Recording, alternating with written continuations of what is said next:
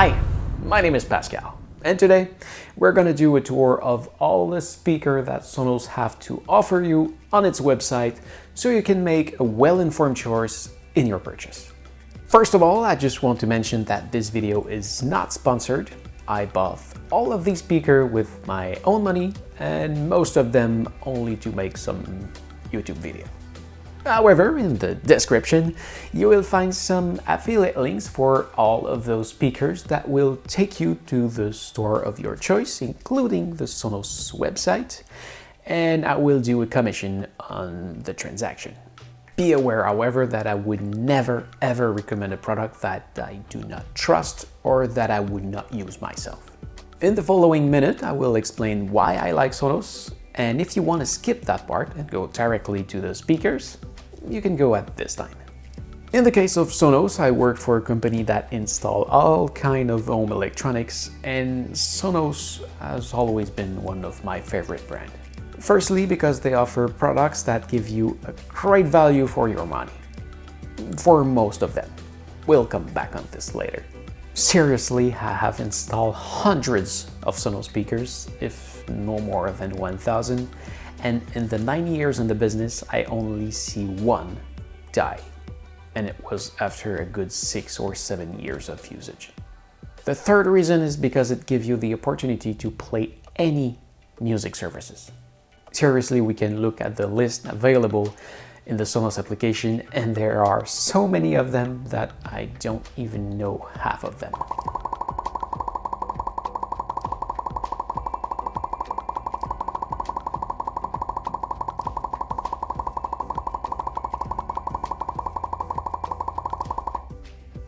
And if that's not enough for you, you can also play the music you have on your hard drive at home, on your computer, on your phone.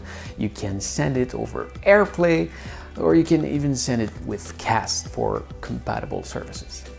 Some speakers even have an analog input, so you can plug in any kind of device, your phone, your computer, a CD player, your TV, or even a turntable if that's your style. And when you had a Sonos speaker with a physical input in your system, this input becomes available for all other Sonos speakers of your system. The fourth reason is because it's very easy to install.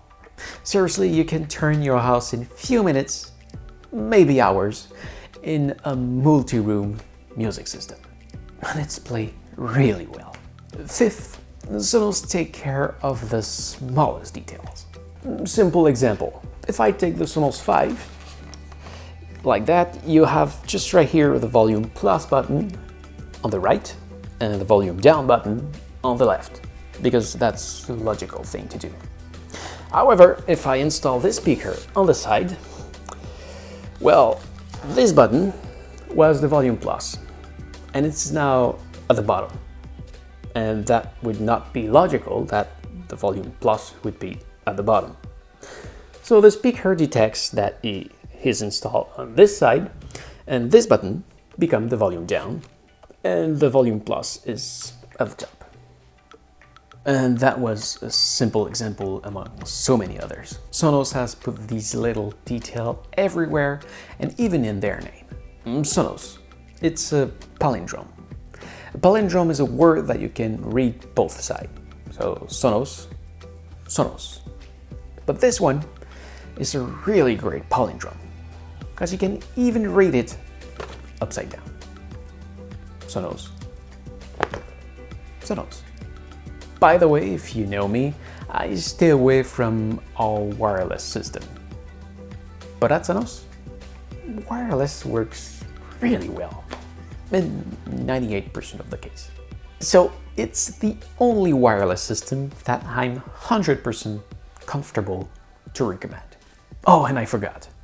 All of my speakers at home are Sonos speakers.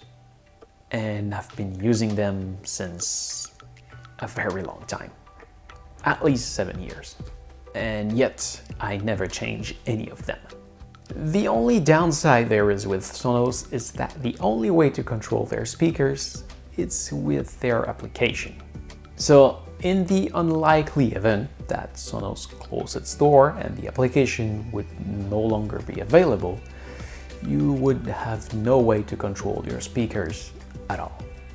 Or if Sonos do an update that you don't like, you don't really have the choice but to follow. So yes, it's a point that can be scary, but if we look at all the advantages that Sonos give over the competition that have the same downside anyway, I easily overlook it. And up to recently, with the comes of Google Home, Alexa, and the Apple speakers, well, Sonos were the only company that built its own speakers and developed its application, and all in great details. In my head, there is no other company that produce multi-room speakers that come close in terms of quality to Sonos. When you take a Sonos speakers in your hands, well, yes, it leaves fingerprints on it.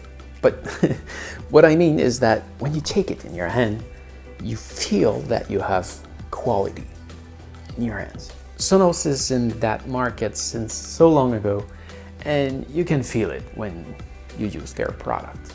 But anyway, I'm a bit out of topic here. I'll make a future video where I'll explain why Sonos over the other brands. The purpose of the video today is to help you to choose the right speaker for your need in the Sonos family. At Sonos, there is 3 categories of speakers. The table one, the soundbars, and the others. We'll come back on this later. Let's start with table speakers.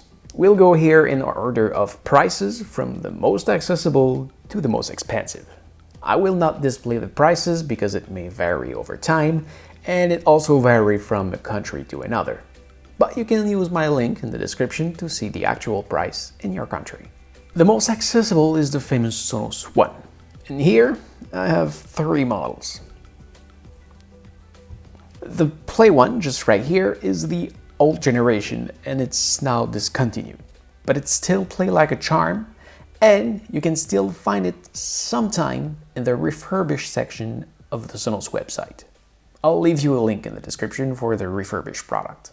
We then have the Sonos One SL, which replaced the older model, and that have tactile control rather than button control on the older generation.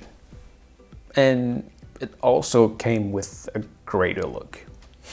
About tactile control, before I try it, I thought it was a bad idea, because most of the time I prefer the button because I can feel them at the end of my finger and it's easier to find in the dark. But with both speakers beside me, I end up using the tactiles over the button because it works very well.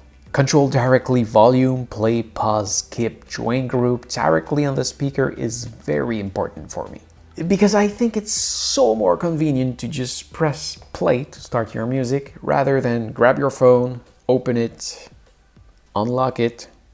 Okay, let's go to the Sonos app, choose the right speaker and hit play. I use the speaker control all the time. And you finally have the Sonos One, which is exactly the same as the SL but with voice control. If you were wondering what SL stands for, it's for speechless. So these 2 speakers are exactly the same, except that this one doesn't have voice control and this one have. The 3 speakers placed to my ear all equally well. The One series is perfect to put affordable speakers in every room of your house to have a real multi-room music system. Whether you have a small apartment or a very large house, the great things about these little speakers is that once you have set them in each room of your house, you choose what you want to listen and you can hear the music float in the air. Rather than buying a big speaker that plays loud enough to cover the whole house, I personally think it's a better idea to install more small speakers a bit everywhere. Example, if you have a very big room, as it often happens with the kitchen, dining room and living room, well, if you set a big speaker in the living room to cover all these 3 rooms, well, to have an ideal volume in the dining room, you will have a too loud volume in the living room, and you probably almost won't hear it while you're cooking in the kitchen.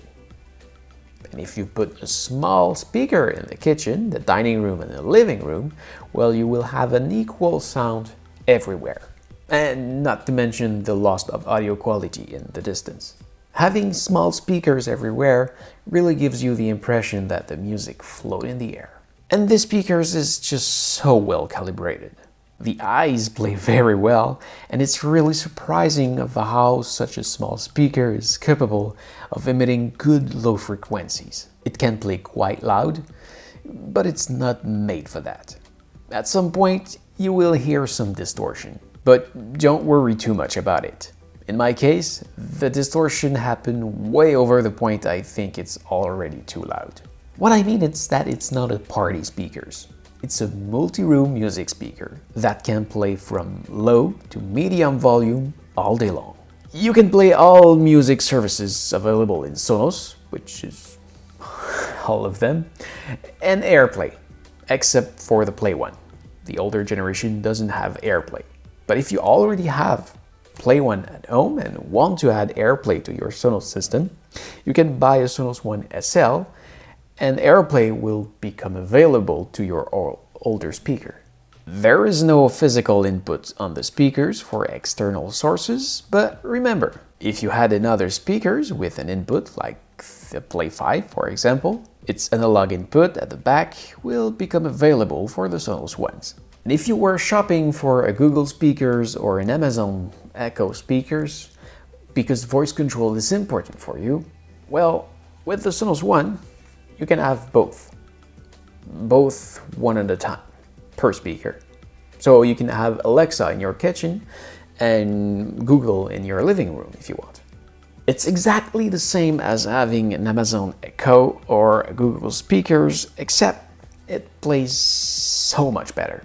It's not even comparable. Oh yes, and you can also turn off the microphone if you want to be sure that you're not listening. Personally, I hate all kind of voice control systems, so I would go with the Sonos One SL because this one is a bit cheaper than the Sonos One and it plays exactly the same. You can put one in every room or even two to make a stereo pair. That's perfect for a seated position. That's exactly what I do at my desk. So I put one speakers of every side and I point it to my ears and it's like if I have a headphone on the head. In this case, if you want to do a stereo pair and the voice control is important for you, you can buy one Sonos One and one Sonos One SL. You don't need to pay twice for the voice control. Even if it's not exactly the same model, you can group them as a stereo pair together. Now, let's go to the next speaker, the Sonos Five. This one is not cheap, but it plays so well.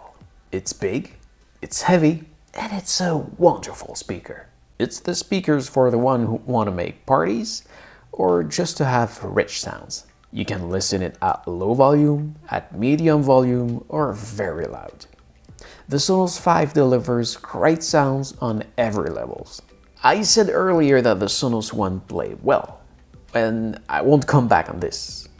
It played well. But when you put it side by side with a Sonos 5, it's not even comparable. Well, this one is almost 2.5 the price of this one, so it kind of makes sense. This speakers is the one for someone who just enjoys sitting down and listen to music. If you have the money and the space to put it in every room of your house, you're really going to have an amazing multi-room music system. But if not, maybe just put one in a room that you use more often. You will notice, just like with the Sonos One, if you turn the volume really high, at a certain point, you will hear some distortion. But on this one, it only happened way after the point I tell myself, okay, it's really too hard, I'm gonna put the earplug. Which is stupid, so just take the volume down. But let's say that I'm not the kind of guy who listens to music really loud. Most of the time I listen it at low volume and sometimes quite loud for half an hour. But when I do it, I could quite easily double that volume before it starts distortion. So what I mean here is that if you want rich and loud sound, this is the speaker for you.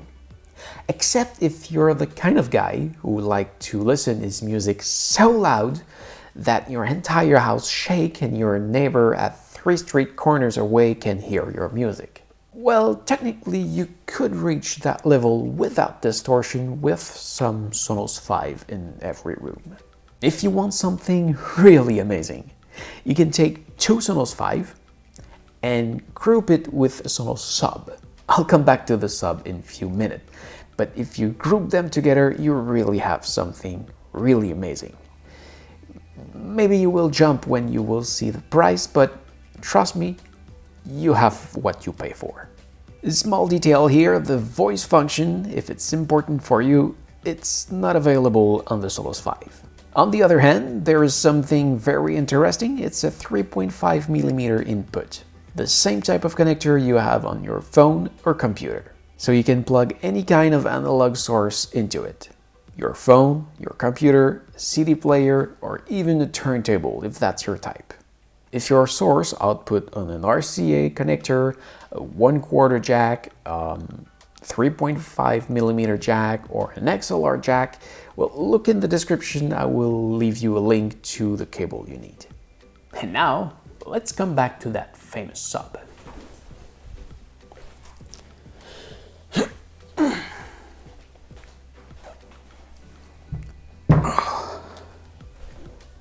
The Sonos Sub is the Sub that I prefer, all brand combined.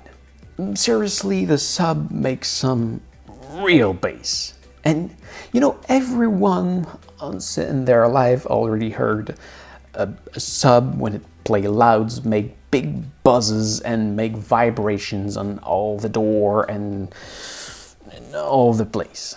Well, this never happened with the Sonos Sub. The Sonos Sub just make low frequency noise. It makes bass. It doesn't make buzzes or vibration.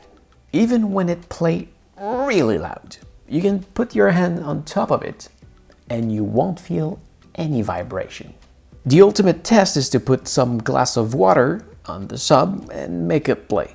Unfortunately, if you're looking for a Sub to put on a regular amp, well, you can't. This Sub only works with Sonos. So, who's this product for? It's for those who want the most precise and rich sound, and those who want to push their Sonos speakers to the maximum level. The goal of having a Sub on your system is not just to having big bass. Well, if this happens, it's because inside the speakers there is multiple speakers. There is one that is called a tweeter that make the high frequency sound, and the others make the medium frequencies and the low frequencies, which is the bass. And at very high volume, it becomes impossible to produce the medium and the bass with the same speaker. So if you pair a Sonos speaker with a Sub, it will free the speaker of its low frequency job.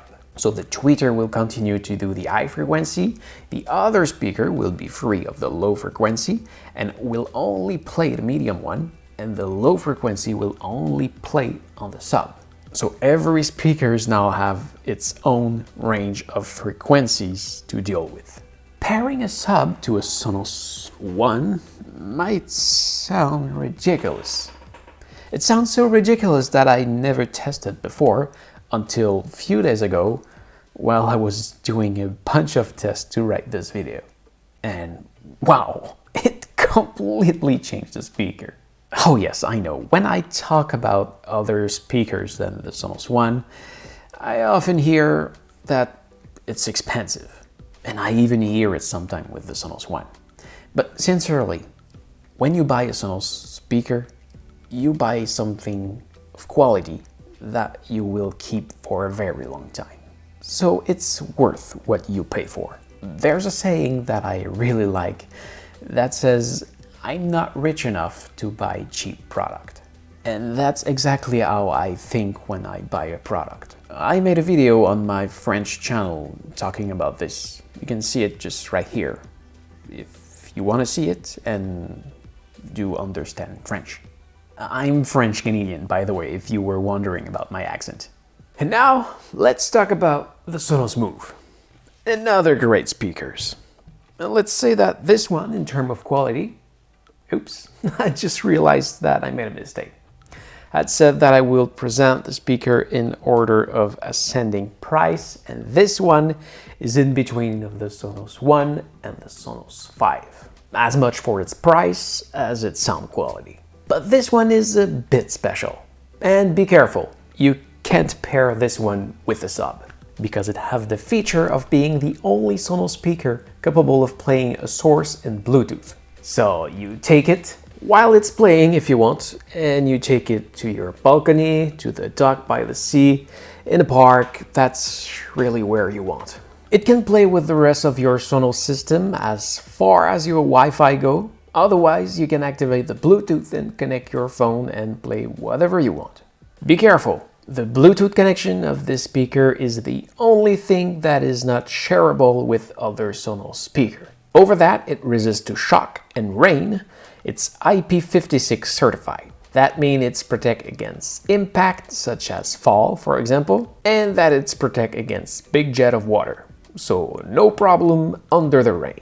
Just watch out for dust and try not to make it play underwater. Basically, do not try things you wouldn't normally do with an electronic device, but it should survive any accident you put it through. I managed to recharge the battery from 0 to 100% in 1 hour and 19 minutes with the docking station. It's very fast. And by playing at minimum volume, which is perfect for a simple background music, inside, the battery lasts for 10 hours and 6 minutes. In party mode, I set the volume a little over half its capacity, which is quite loud to my ears. Let's say really too hard for me to listen to this at this volume for more than half an hour, unless I'm outside very far from the speaker. In this mode, the battery has lasted for 9 hours and 49 minutes. So it seems that the volume power does not affect the battery life that much. In short, it's the perfect speaker to put on the edge of your patio door. You use it inside when you're there, and it's always ready to follow you outside in a fraction of a second. Oh yes, the docking station is wonderful. It's that little ring that you connect to the wall, and you just leave it there on the counter. So actually the speaker is playing on battery, and now it's recharging. And now it's on battery. And now it's charging. I think you get it. It's really simple. Bluetooth is very easy and quick to configure, but the ideal is to have a good Wi-Fi network outside, in my opinion. But if you have any doubt that your Wi-Fi is not good enough outside of your home, you will be only able to see if it works well by trying it with the speaker. Of course, you can add an outside access point anytime. Its battery is probably its strongest point. The fact that you can just take it without having anything to prepare. You just take it and it will play wirelessly. It's really handsome. The fact that you don't have anything to connect.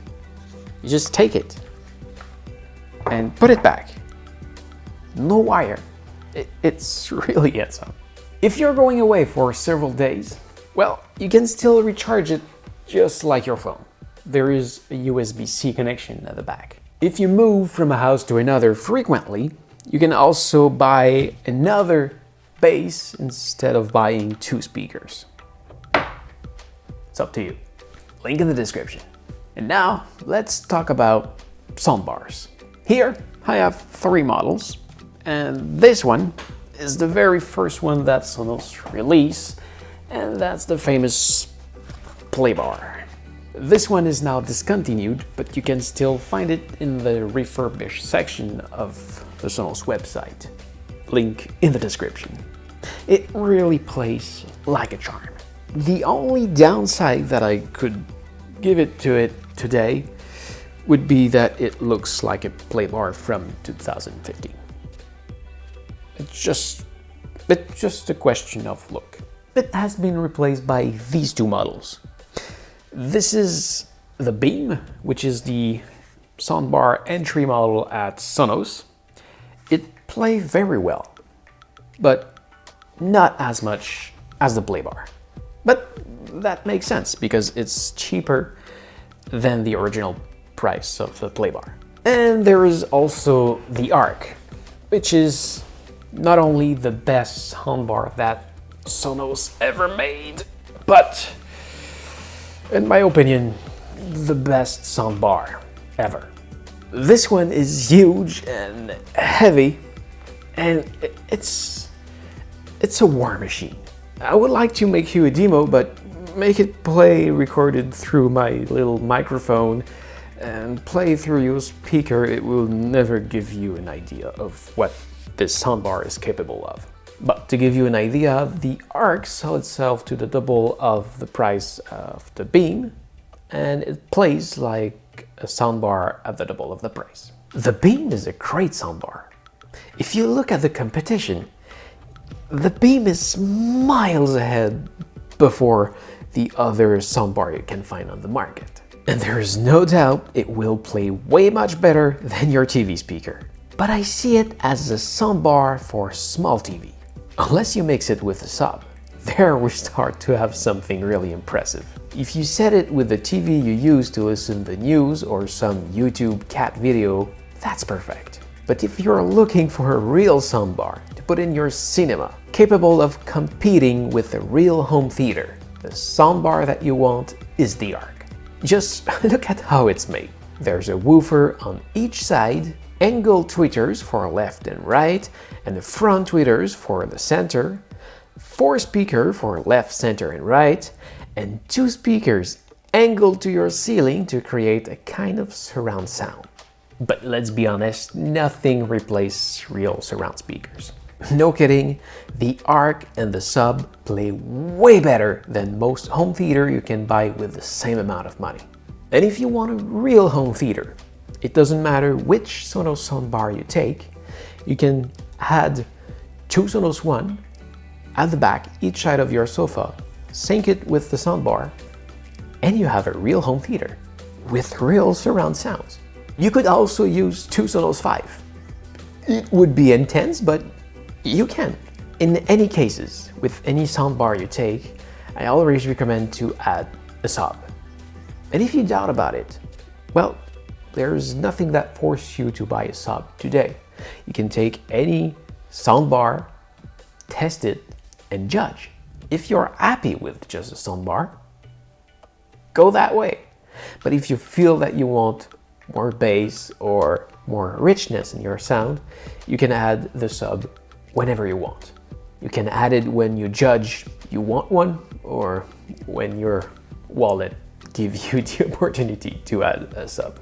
That's the beauty of Sonos. You don't need to plan anything, almost. You can add a speaker when you want, where you want. The only thing you need is a power outlet. The Playbar is also a really nice in-between, if you still can find it on the refurbished market. I still love it as much as when I bought it a few years ago. I was not thinking about replacing it, but now that I bought the Arc to make that demo, well, I will probably sell my Playbar and keep the Arc. And speaking of resale, that's another great point about Sonos. If you want to exchange a speaker that you have bought to upgrade, well, you can sell it quite easily. There's a market for this. Connection level, all of those 3 speakers can be connected to the optical output of your TV, and the Arc and the Beam can also be connected to the HDMI Arc output of your TV. And when I say Arc, it's not for Arc the speaker, but Arc, which is audio return channel of the HDMI connection, which send the audio of the TV over the HDMI on the reverse side to the soundbar, and can also send information to control the soundbar. If you know me, you know that I only speak badly about the audio return channel because I only had bad experience with it, but surprisingly with Sonos, it always works. Sonos. In fact, if the audio return channel would have always worked as it worked with Sonos, I would only have positive things to say about the ARC HDMI connection. Anyway, if your TV is not older than 15 years old, I would be surprised it won't connect to your Sonos soundbar. About volume control, don't worry, you don't need to open the app every time and control the volume with your phone. It can adapt to any infrared remote. But Pascal, how do I know if my remote is infrared? Well, I'm glad you asked. Well, if you need to point your TV with your remote so it catch the signal you send to it, it's infrared. Sonos adapt itself to your remote and not the reverse. But Pascal, my remote is not infrared. What am I doing? I'm glad you asked too. Well, in this case, this means your remote is Bluetooth or RF. This means it can't control your soundbar. However, if you have this kind of technology in your remote, that's probably because you have HDMI ARC underneath your TV.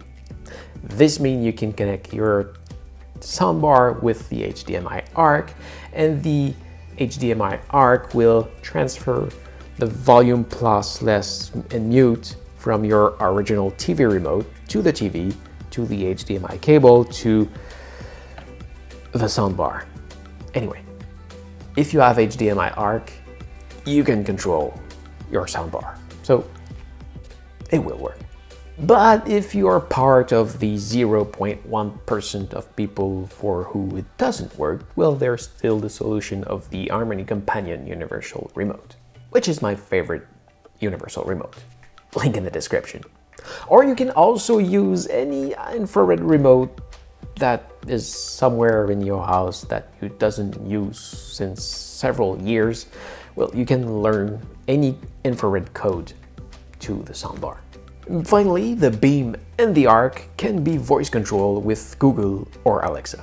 But now there is still two Sonos devices to present. If you're a true audiophile deep down in your heart, and that for you a little $1,000 soundbar is nothing else than a toy, and there is no question that you listen to music on something else than your beautiful big sound column made of wood imported from a fancy place, treated by an Italian woodworker of renown. Well, don't worry, you can connect your beautiful sound column to a Sonos device in two ways. There is the Sonos Amp, which is a simple stereo amp that delivers 125 watt per channels at 8 homes. That's perfect to connect sound columns, but also to connect ceiling or in-wall speakers if the idea of seeing a speaker on your kitchen counter disgusts you. It can also be controlled with an IR remote or HDMI ARC. You can connect a regular sub to it or use the Sonos Sub. It's as you wish. And you can even pair it with Sonos speaker for surround. Or if you have ceiling speaker at the back, you can also use the Sonos soundbar in the front and the Sonos Amp for surround speakers. And finally, if a little amplifier of 125 watt per channel is not enough for you and you want to use your real power amp to drive your big speakers, but also have all the advantages that Sonos offer in terms of music services and multi-room system, well, you can still use the Sonos Port. It's not made to be connected to a TV. It's an audio source for Sonos services and an audio input that you can add to other Sonos devices if you want to connect a turntable, by example.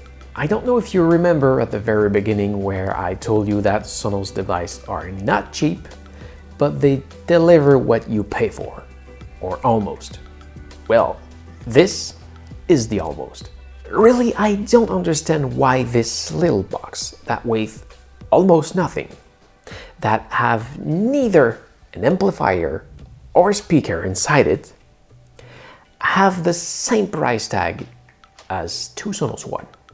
Every time I ask to my Sonos rep, he tells me that it's because this little box is made to drive big power amp with great quality speakers, so they make sure they put the best audio jack inside so it can output the best audio quality. But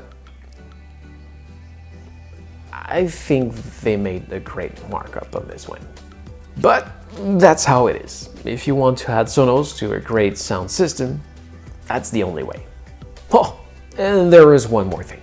There is one last device that I need to show you. And that's the Sonos Boost. Technically, your whole Sonos system can work on the Wi-Fi, but I always recommend to connect at least one speaker with a wire to your network. But if you don't have a speaker within range of your router or a network outlet in your home, you can still use the Boost. Basically, what it does is that it's create a wireless network for Sonos only and ensure a stable operation of all wireless speakers. You don't have to buy one, but I recommend it if you can't connect a speaker to your router. There is nothing stopping you from not buying it. See if it works well, and if you have audio cut trouble every minute, add the Boost to your Sonos system later. I don't use one at home because I connect one of my desk speaker with a wire, but don't really worry about it. Most of the time it works perfectly fine. But if one day you have trouble, well, this box might be your solution. And I explain in this video why. So I think I said everything that I had to say. I hope that my video will have helped you to make your choice. If you're ready to order, don't forget that I have leave links in the description so you can order them online.